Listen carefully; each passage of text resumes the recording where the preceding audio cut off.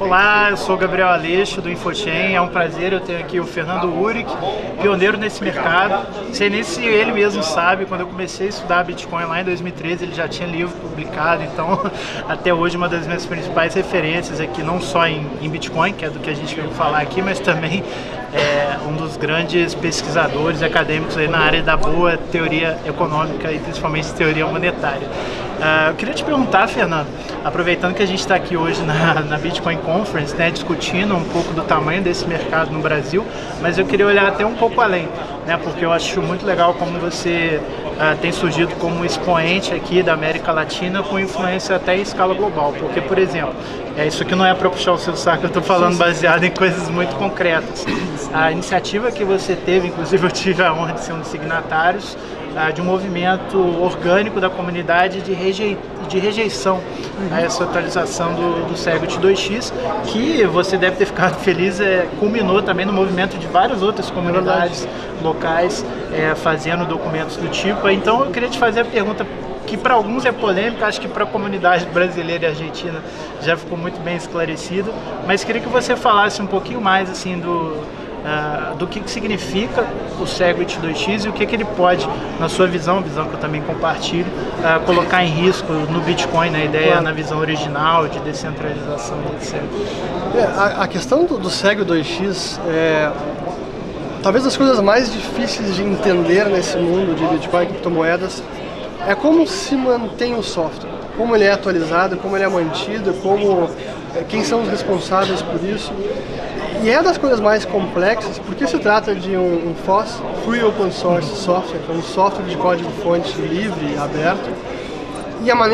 E aí junta a questão de FOSS, mais um sistema financeiro, monetário, que todo mundo tem um stake no sistema, de certa forma, é muito complicado. Mas, quer queira que não, essa é a forma que o Bitcoin funciona. E tentar simplesmente se sobrepor ao modelo de governança e ignorá-lo e tentar forçar uma alteração, forçar uma atualização que não goza de consenso, de unanimidade, pode ter uma repercussão negativa. E talvez no caso do Segwit 2x, muito mais do que a questão técnica de aumenta-se ou não para 2 megas, é mais o processo. Como fazer isso? E aí para mim foi a grande lambança, na minha opinião, de quem está apoiando. E mesmo gente que a gente vê que é renomada, conhecida, que está nesse mundo há muito mais tempo. Mas aí a minha ótica, não estou dizendo que eu estou certo, mas a minha ótica me parece ser que mesmo quem está há muito tempo ainda não entendeu bem esses mecanismos de governança, os mecanismos de incentivo e os riscos que tem para o sistema, uma mudança que se chama contenciosa, que é o Segwit 2x, que é uma mudança que não vai ter consenso. Então, a questão de fazer um hard fork, que é uma mudança, por definição, incompatível com o passado, pode causar uma divergência no blockchain, um chain split. Isso não é por definição. Mas um hard fork que não tenha consenso, aí sim, por definição, vai acabar causando, ou melhor, muito provável, vai acabar causando uma ruptura na blockchain, vai criar uma nova moeda. E aí no caso do Segwit 2x, é tudo que a gente está vendo que a impressão que dá é que ele, primeiro, de quem se coloca na posição de defender o Segwit 2x, não é uma posição convicta, não é um desenvolvimento realmente aberto, participativo e com muitos colaboradores. É praticamente um dev, algumas outras empresas, mineradores. E aí a impressão que dá também é que eles querem realmente, usando teoria dos jogos, tentar forçar a barra, o que o americano diz que é um grande chicken game. Ou seja, e acho que é perfeita essa analogia, porque vamos ver quem é que recua antes, quem é que sai da estrada antes. Porque essa é a ideia que eles estão querendo fazer. Bom, vamos forçar a barra até o final, vamos fazer o hard fork. A gente tem, supostamente, o compromisso dos mineradores, e aí se houver o hard fork, os mineradores vão minerar a nossa moeda, o nosso chain Segwit 2x, a blockchain do Bitcoin Core vai ficar lenta, ninguém vai usar, eles vão ser obrigados a migrar para nova. Essa é a esperança deles. O que eu acho que passa uma mensagem é uma postura contrária ao que o Bitcoin representa, de sistema colaborativo, aberto, a prova de censura e que ninguém controla. E é isso também que está por trás do Segwit 2x, que eu acho que é dizer que o Segwit 2x é um precedente ruim, até subestimar. Eu acho que pior precedente possível, porque vai dar a ideia de que com um pouquinho de força de pressão você consegue impor a sua vontade no sistema, e isso seria realmente deletério e vai de encontro do que ele representa, do que ele é. Complementando a minha pergunta, eu queria passar brevemente minha opinião para saber se você concorda. Algumas pessoas às vezes veem nisso meramente uma disputa política, essa questão de como fazer o Bitcoin ganhar escalabilidade. E eu acho que essas pessoas às vezes elas se equivocam, como se assim, os libertários do Bitcoin estão desse lado. Ou, por exemplo, os early adopters, o pessoal das antigas. Sim. Você tem pessoas nessas qualificações dos dois lados. Então, para mim, às vezes é muito mais uma discussão técnica, e como é uma discussão técnica, a gente já teve até outras oportunidades de conversar, uma coisa que demanda muito da gente que pesquisa, estuda o mercado. Eu queria te perguntar isso, você acha que é realmente uma questão técnica e por isso talvez a gente tenha tanto ruído e tão pouca informação sobre realmente o que está em jogo, assim? Exato, assim, manter o sistema, atualizá-lo, propor alterações, mudanças, melhorias ou novas funcionalidades são questões técnicas. Que tem repercussões econômicas? Tem, não tem dúvida. Que pode aumentar ou diminuir a tarifa de transação? Tem, não tem dúvida. Mas na sua essência são questões técnicas. E o Segwit 2x é uma tentativa política, não por méritos técnicos, de tentar forçar uma mudança e que realmente é complexa. A questão do tamanho, do limite de tamanho do bloco, ela é a mais óbvia para quem quer resolver a escalabilidade do Bitcoin. Mas, como para todo problema complexo sempre há uma solução óbvia e errada, é o caso do tamanho do bloco. Não é tão simples. E quanto mais... Eu já fui big blocker. Então, eu comecei nesse debate todo e eu achava, cara, isso aqui é uma questão econômica. Se a gente limitar artificialmente o tamanho do bloco, a gente está intervindo no sistema e é uma intervenção, mesmo que seja privada, é uma intervenção econômica e isso não pode acontecer. Essa era a minha visão até então. Porém, hoje, entendendo mais as consequências e os desdobramentos técnicos que aumentar o bloco tem, eu vejo que, apesar de repercussões econômicas, talvez isso seja necessário. E não é tão simples quem vê de fora e que não domina por completo as questões específicas da tecnologia, conseguir dizer, não, isso aí que vai influenciar a tarifa, então tem que ser removido e azar. Não é tão simples assim. E o tamanho do bloco tem diversas consequências, e ele já foi aumentado com o Segwit, que é algo que as pessoas não se dão conta.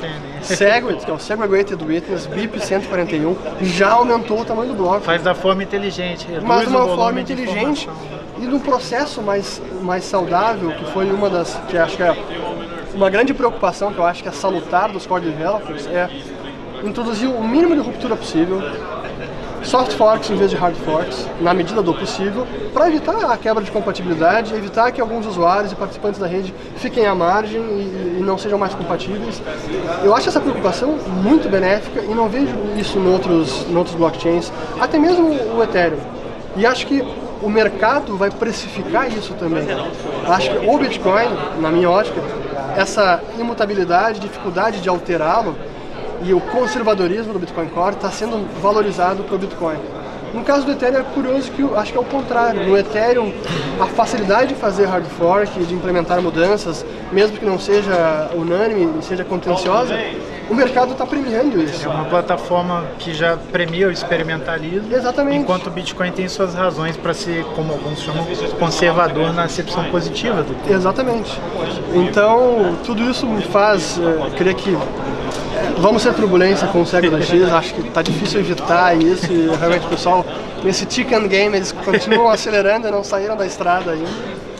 E vamos ter que aguardar. Acho que no fundo isso é curioso até dizer isso, mas eu genuinamente creio que daqui a alguns anos a gente vai olhar para trás e vai dizer que bom que isso aconteceu agora. Porque esse é um ataque de 51%. O Segwit 2x. Esse ataque à rede está forçando os core developers a quebrar a cabeça para imaginar cenários adversariais e conceber soluções que mitiguem esses riscos e até imunizem o sistema mais. Isso, por essa ótica, eu acho que é positivo isso que está acontecendo agora e é necessário, porque o Bitcoin é o que é, ele é aberto, forks acontecerão, essa é uma realidade. Quem quiser criar um fork pode criar agora, em questão de segundos. Se vai ter valor de mercado são outros 500, mas assim é a tecnologia, não podemos escapar. Mas eu tendo a crer que ela vai sair disso tudo ainda mais resiliente e robusta. Eu acho que o apelo que fica, claro, às vezes alguém pode estar nos assistindo e pensa um pouco diferente. O apelo que a gente faz é a ciência, é o fundamento técnico, né? Muito mais que isso seja trazido para o debate, não uma mera disputa política. Mas, Fernando, para a gente fechar nosso papo aqui, aproveitando um pouquinho também da dimensão econômica aí do teu conhecimento, da sua pesquisa. Deixa eu fazer aquela perguntinha que sempre gera polêmica, acho que você já respondeu isso várias vezes. Eu queria saber, à luz desses alguns anos aí atuando com Bitcoin, pesquisando, ensinando, palestrando sobre o tema, você acha que esse tema que as unidades, o token em si, o Bitcoin, está se consolidando cada vez mais como uma reserva de valor, como uma espécie de sound money para as massas? Eu acho que hoje o entendimento já está muito melhor. A gente vê que, embora, como eu disse na minha apresentação até aqui na conferência, nós ainda tenhamos opiniões bastante divergentes e antagônicas. O Steve Wozniak diz que é melhor que o dólar, que é genuíno e real, e aí o Jamie Dimon diz que é uma fraude. O Larry Fink também diz que o Bitcoin é um índice para mensurar a alta demanda para lavagem de dinheiro que existe no mundo.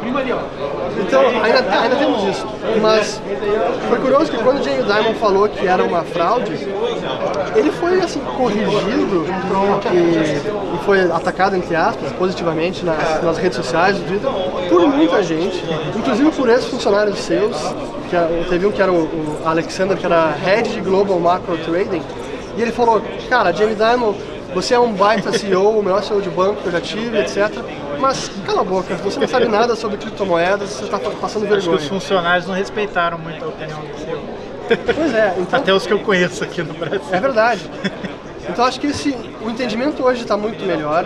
E o mercado, e aí eu falo mercado como um todo, hedge funds, investidores profissionais, investidores institucionais, private banking, todo esse mundo está se abrindo a real possibilidade de que isso possa sim ser um ativo genuíno, um hedge, um ativo de proteção, talvez um ativo de proteção deste milênio, porque é digital, é o nosso ouro digital, e que talvez valha sim a pena ter um stake nesse negócio e diversificar alguma coisa.